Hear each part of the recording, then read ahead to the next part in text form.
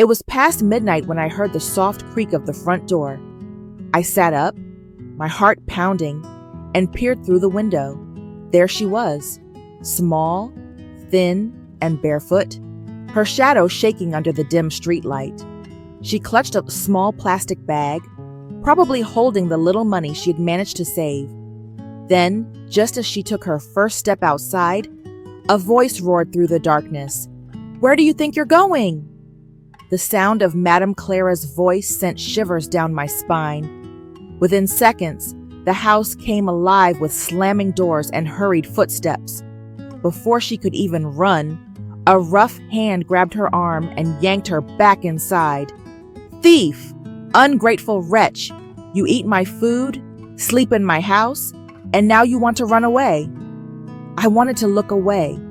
I wanted to block my ears, but I couldn't, because I had seen everything. Madame Clara dragged her back into the house, slamming the door so hard the walls shook.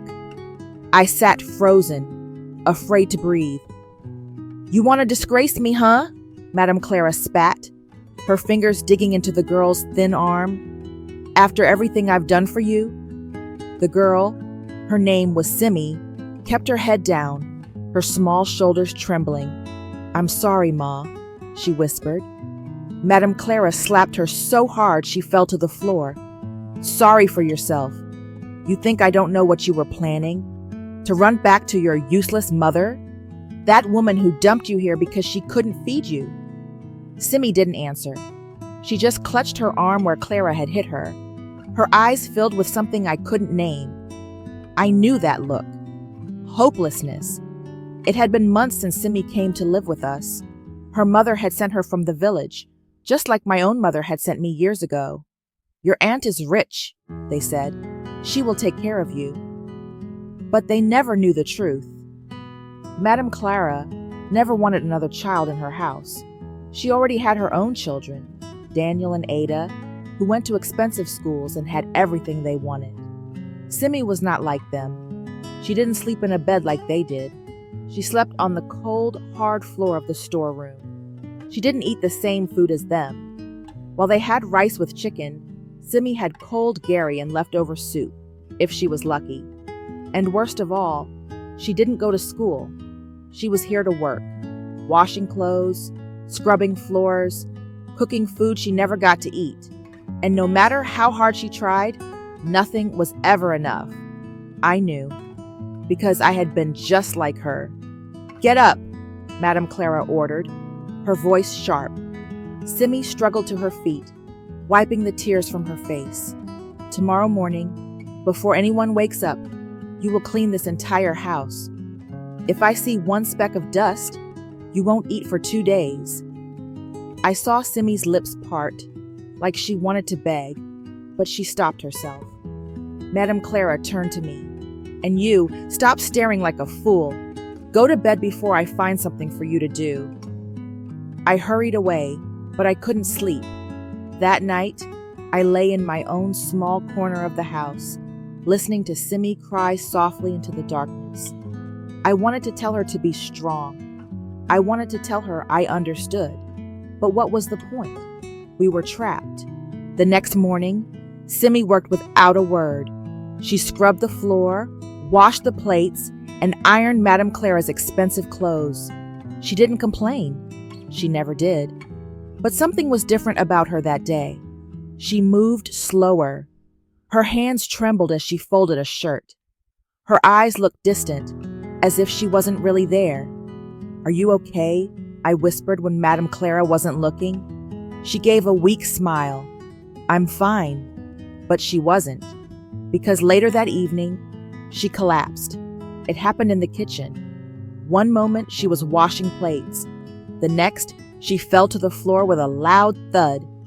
I dropped the broom I was holding and ran to her side. "Simi!" She didn't move. Her face was pale. Her breathing was slow. I shook her, panic rising in my chest. "Simi, wake up!" Madame Clara stormed into the kitchen. "What is all this noise?" She froze when she saw Simi on the floor. "What's wrong with her?"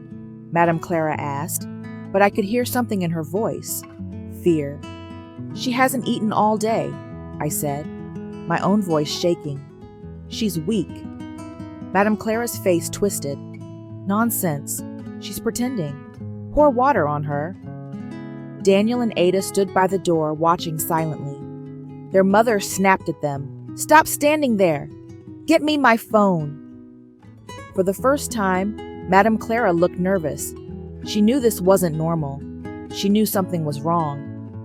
Minutes later, she was on the phone with someone. "Doctor, please come quickly. My niece just collapsed." "Niece?" I almost laughed. She had never called Simi her niece before. Now, when something was wrong, she wanted to act like family. The doctor arrived an hour later. Simi was still lying on the floor, too weak to move. After checking her, the doctor frowned. "This child is malnourished, severely."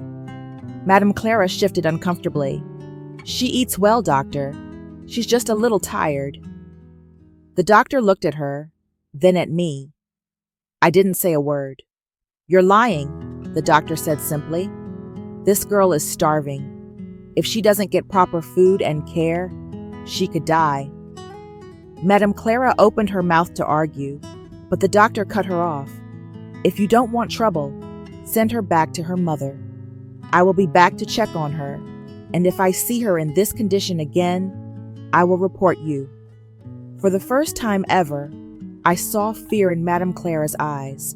Real fear. She knew what that meant. She knew people like her could get away with treating house girls badly, but only if no one was watching. Now, someone was, and she didn't want trouble. That night, I watched as Simi sat on the couch, something she had never been allowed to do before. She was too weak to move much, but at least she had eaten something. I sat beside her. "You're going home," I said quietly. Her lips trembled. "Will I be okay?"